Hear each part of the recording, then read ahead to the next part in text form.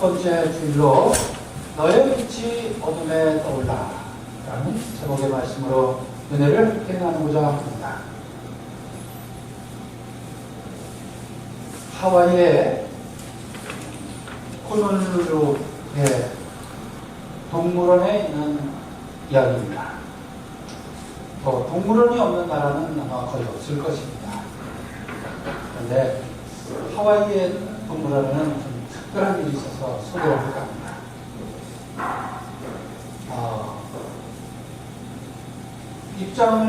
동물원에 입장을 해서 아주 수많은 그 동물들을 구경합니다.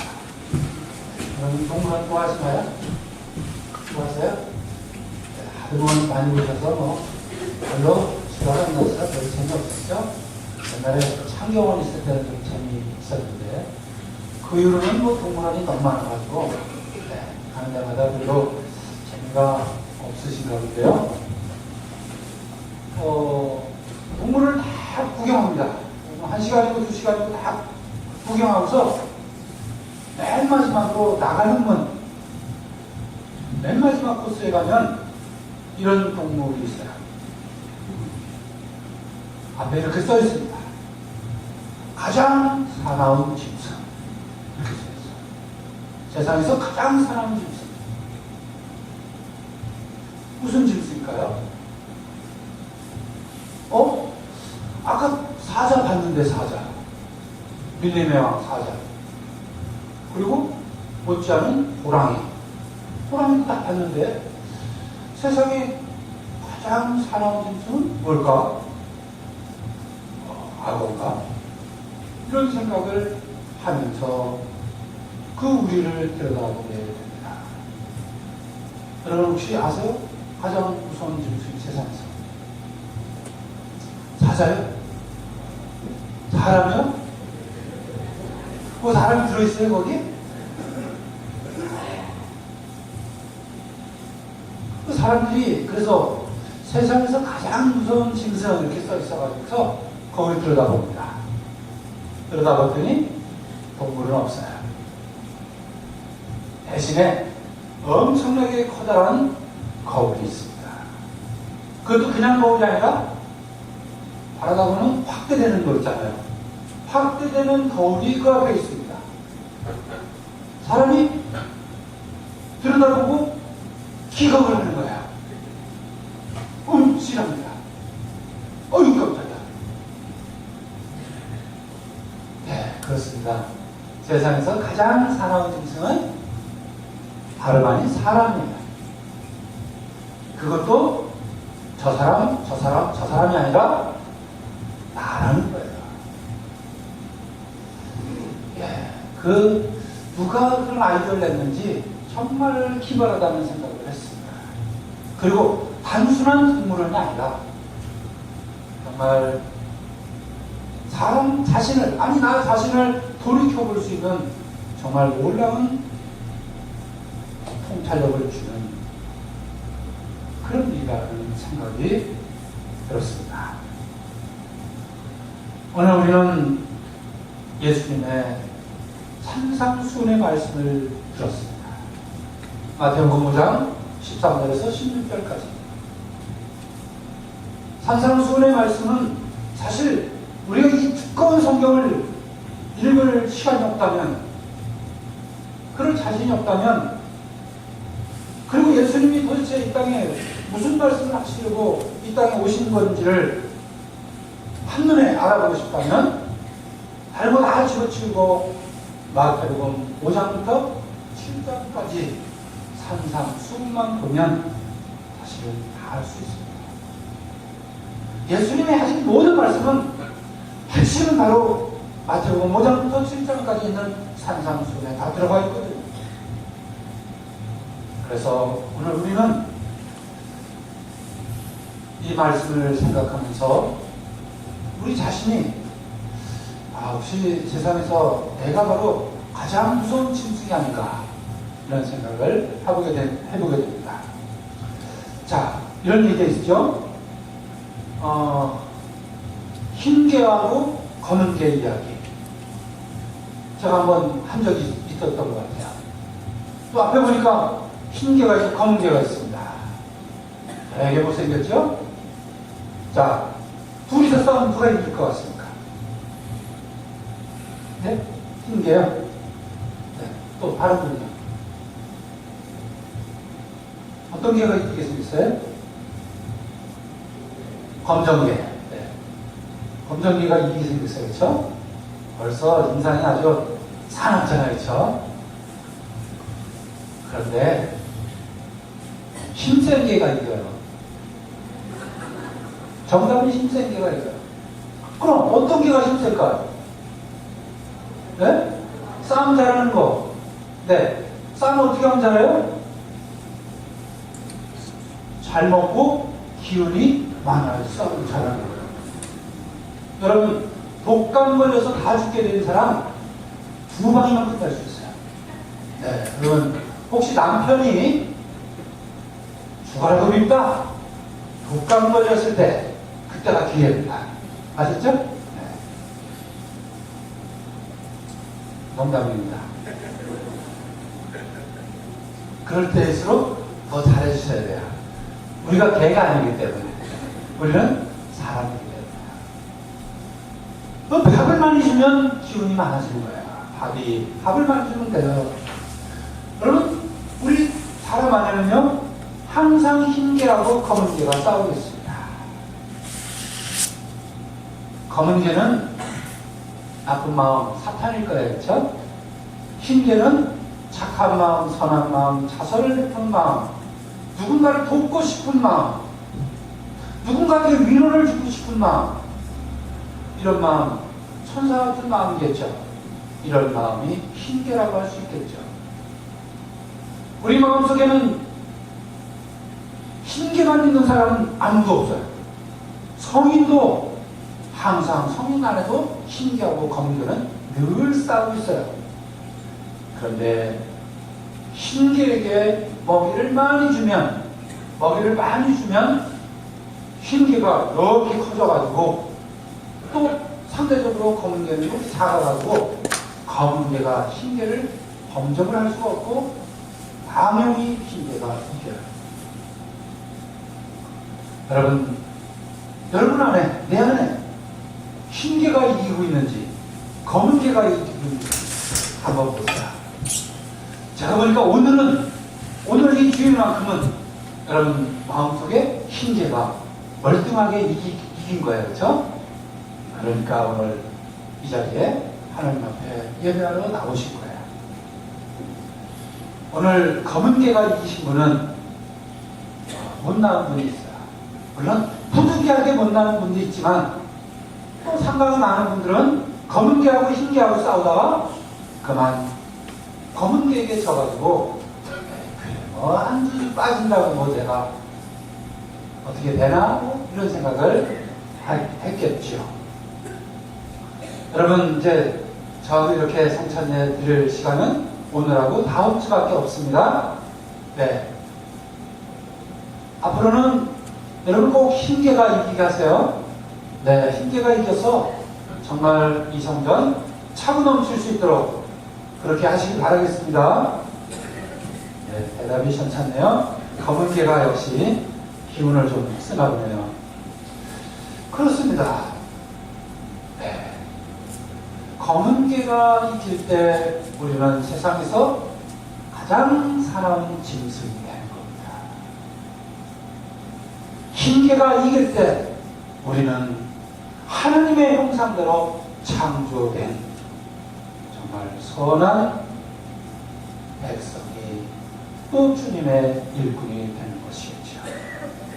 오늘 예수님은 우리에게 별명을 지어주십니다. 전에도 지어주셨지만 오늘 다시 한번 우리에게 별명을 지어주셔야 뭐냐면 바로 너희는 세상의 소금이다. 너희는 세상의 빛이다. 여러분의 별명이 뭐라고요? 예, 소금과 빛이에요. 얼마나 자랑스럽습니까? 소금과 빛입니다. 우리가 I am a Christian, 나는 크리스천이다. 거기에 덧붙여서 나는 세상의 소금입니다. 나는 세상의 빛입니다. 우리 주님께서 지어준 별명입니다. 예수님은 먼저 너희는 세상의 소금이다 라는 말을 먼저 하셨죠. 소금. 크리스천의 성품 중에 이것은 내적인 성품입니다. 우리 안에 숨겨져 있는 성품이에요. 소금의 성품은. 여러분, 소금이 빛을 발하려면, 아니 소금이 제 역할을 하려면 어떻게 해야 돼요? 자기 모습을 감춰야 돼요. 그렇죠?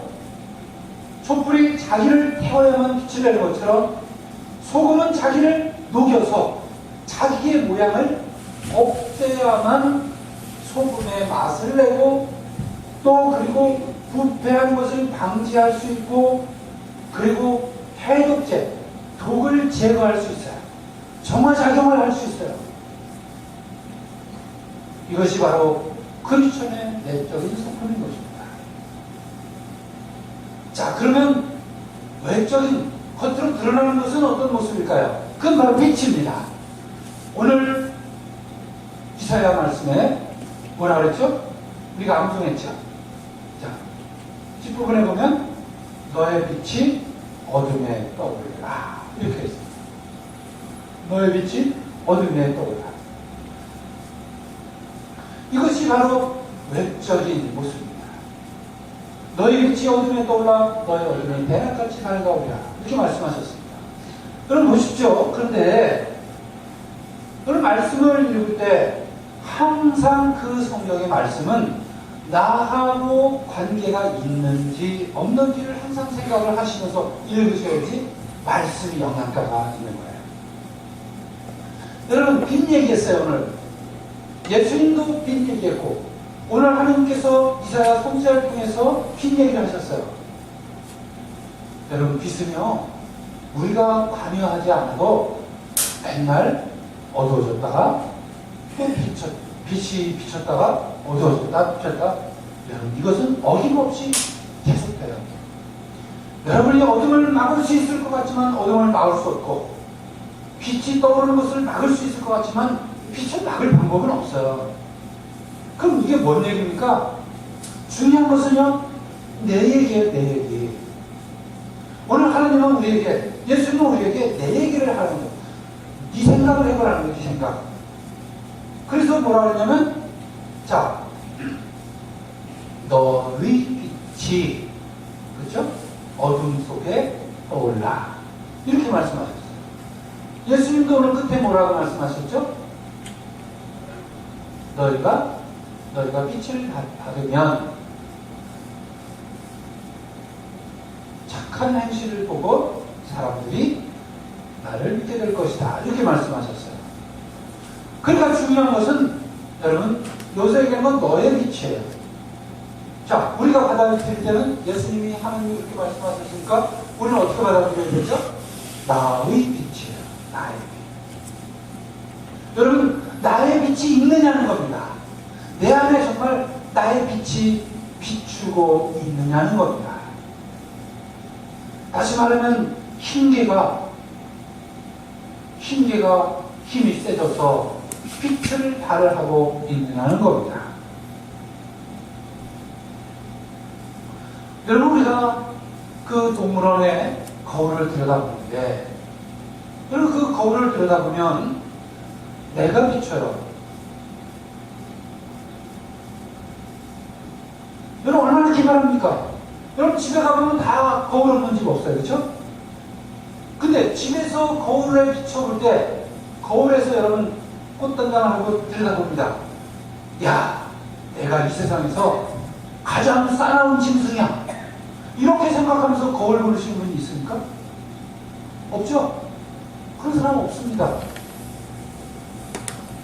같은 거울이지만 동물을 잘 몇 시간 동안 구경하고서 맨 마지막에 얘가 세상에서 가장 사나운 짐승, 못된 짐승인지를 한번 살펴보라고 그 자리에 그 거울을 갖다 놓았을 때는 그것은 정말 우리에게 큰 의미가 있는 것입니다. 세상에 많은 빛이 있습니다. 그러나 그 빛이 나의 빛인지를 우리가 새길 수 있는 것, 이것이 바로 우리 신앙인 것입니다. 여러분 빛이 많습니다. 우리가 살고 있는 이 서울 도시는 얼마나 밝은지 모릅니다. 밤인지 낮인지 어떤 때는 구분이 안 갈 때도 있습니다. 사실은 밤에 몇 시가 됐는지 알 수 없어요. 하지만 이렇게 빛이 많지만 정말 참빛이 그리운 시대, 그리운 장소에서 우리가 살아가고 있지 않습니까? 여러분들이 사시는 데서 별이 잘 보이십니까? 별 잘 보이세요? 네, 잘 안 보입니다. 밝은 날, 아주 맑은 날, 좀 자세히 들여다보면 대수를 좀 셀 만큼 별이 보입니다. 저희 집은 아주 좋은 집이어서요. 여러분들이 마련해 주신 집에서 제가 살고 있는데, 침대에 딱 들어놓으면요, 바로 하늘만 보입니다. 딱 누우면 하늘은 딱 보여요. 그러면 거기서 그날 별이 몇 개 있는지 그걸 세고 있습니다. 얼마나 좋은지 감사합니다. 그렇게 1년 반을 살았습니다. 네. 한번 제가 이사 가면 그날 와서 한번 누워보세요. 그러면 하늘만 딱 보입니다. 그러면 거기에 별을 늘 세곤 하는 좋은 기회가 있는데, 눈을 한참 이거 바라보면 별 잘 보이는 날은 한 10개 보이고, 그렇지 않은 날은 정말 한두 개 보기도 쉽지 않습니다. 그렇다면 여러분, 왜 도시에서, 우리가 사는 서울에서 별 보기가 어려울까요? 왜 어려울까요? 공해 때문에요? 네, 공해에도 상당히 영향을 미치지만, 여러분, 우리나라 그래도 이제 공해 많이 없어졌습니다. 지금 말씀하신 대로 빛이 너무 많아서요. 여러분, 강화도쯤 가서요, 서울 방향 한번 깜깜한 날, 달 없는 날 한번 서울 방향을 바라보십시오. 놀랍습니다. 이게 도대체 뭔지 훤한 데가 그 방향은 아주 다 훤합니다. 그게 서울의 빛입니다. 밤하늘의 빛입니다. 그러니 거기서 하늘의 별이 보이기가 없지만, 작다한 별 때문에, 작다한 빛 때문에 하늘에 우주의 빛이 보이지 않는다는 얘기입니다. 여러분, 우리도 마찬가지예요. 우리의 삶도 마찬가지입니다. 우리도 예수님 믿고 정말 참빛을 받으면서 빛 가운데로 살아가려고 무지하게 노력하는 사람들 아닙니까, 우리가? 그런데 바로 우리의 그 선한 삶에, 우리의 진리의 삶에, 생명으로 가는 그 삶에 방해꾼들이 있어요. 방해꾼 불빛이 있어서, 참빛이 있어서, 정말 때로는 공해 같은 빛이 있어서 하늘에 그 영롱한 그 하늘의 별빛, 은하수를 볼 수 없는 것처럼 우리의 삶에도 방해꾼이 있는데, 우리를 현혹하는 그 불빛들, 참빛을 볼 수 없게 하는 불빛들이 있는데, 그것이 바로 재물이라든가 건강. 여러분, 왜 건강이 참빛을 보는데 방해가 되는지 아세요? 요즘 우리는요, 건강을 너무 챙겨요. 건강을 너무 챙기다 보니까 하느님 섬기는 것보다 더 챙겨요. 심지어는 주일날 하나님 앞에 나와서 예배하는 것보다 때로는 건강 때문에, 건강 마라톤대에 나가야 되고, 건강 산에 가야 되고, 아무튼 그런 일들이 비일비재하게 일어나요. 그럴 땐 정말 건강을 지킨다는 명목도 참빛을 방해하는 방해꾼이 될 수 있는 것입니다. 명예, 성공, 부귀, 출세, 이런 것들이 바로 우리의 참빛을 방해하는 방해꾼들이 될 수 있다는 사실입니다. 그러니까 너의 빛이 어둠에서 떠오르려면, 그렇죠? 오늘 이사야 선자가 그러지 않았어요? 너의 빛이 어둠에 떠올라 그랬습니다. 너의 빛이 어둠에 떠오르려면 바로 우리에게도 거울이 있어야 되는 거예요. 거울. 집에 가서 내 얼굴을 비춰보는 거울도 필요하지만, 우리의 마음을 비춰보는 그 거울이 필요하다는 말씀입니다. 그 거울을 통해서 통해서 우리는 나의 빛을 항상 지켜보고 되새겨보고 할 수 있어야 한다는 말씀이죠. 나의 빛을 비춰보는 거울. 이것은 하나님의 말씀이신 거죠. 우리가 하는 하나님을 향한 모든 행위들, 이런 것들이 바로 나의 거울이 될 것입니다. 그리고 곁에 계신 신앙이 믿음이 좋으신 분들, 이런 분들이 여러분들의 거울이 되길 바랍니다. 여러분보다 훨씬 더 신앙생활을 시원치 않게 하는 분을 바라보면서 그분을 거울 삼지는 마십시오. 나보다 훨씬 더 열심히, 더 정말 참마음으로 하나님 앞에 나가고 있는 그런 사람들, 그런 동역자들을 바라보면서 거울 삼기를 원합니다.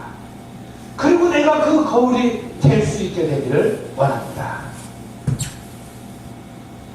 그렇습니다. 우리는 그 참빛을 향해서 가는 사람, 그러기 위해서는 우리의 가치관은 새롭게 바뀌어야 합니다. 가치관이 바뀌지 않고는, 세상의 가치관을 그대로 가지고서는 교회 안에서 또 신앙 안에서 우리가 바른 길을, 바른 삶을 살아갈 수 없는 것입니다. 오늘 우리는 2000년 전 제자들처럼 어김없이 우리의 생활 방식이 바뀌기를 우리 주님은 명령하고 있습니다. 여러분들의 생활 방식을 바꿔보십시오. 그 명령은 바로 예수님의 명령입니다. 너희는 세상의 빛이다. 그러면 너의 어둠 속에서 빛이 떠올라서 그 빛으로 세상을 비출 수 있을 때 우리가 빛의 자녀가 될 수 있는 것입니다. 우리는 우선순위가 다른 사람들입니다. 돈을 버는 것도, 돈을 쓰는 것도, 시간을 어떻게 쓰는 것도, 우리가 가지고 있는 재능과 달란트를 어떻게 쓰느냐 하는 것도, 친구를 만날 때 어떤 자세를 가지고 만나느냐 하는 것도, 직장 생활을 어떤 자세를 하느냐 하는 것도 마찬가지로 우선순위가 하나님 중심, 예수님 중심으로 바뀐 사람, 그래서 예수님의 빛을 통해서 우리의 빛을 떠올려서 그 빛의 자녀로, 빛의 행실로 살아가는 사람, 바로 우리 크리스천인 것입니다. 수단과 방법을 가리지 않던 이전의 삶이 있다면 내려놓으십시오. 그리고 하나님 중심의 삶으로 거듭난 삶을 사시길 원합니다. 마지막으로 에베소서 5장 14절의 말씀을 크게 같이 읽어보겠습니다. 시작. 잠에서 깨어나라, 죽음에서 일어나라, 그리스도께서 너에게 빛을 비추어 주시리라. 아멘. 성부와 성자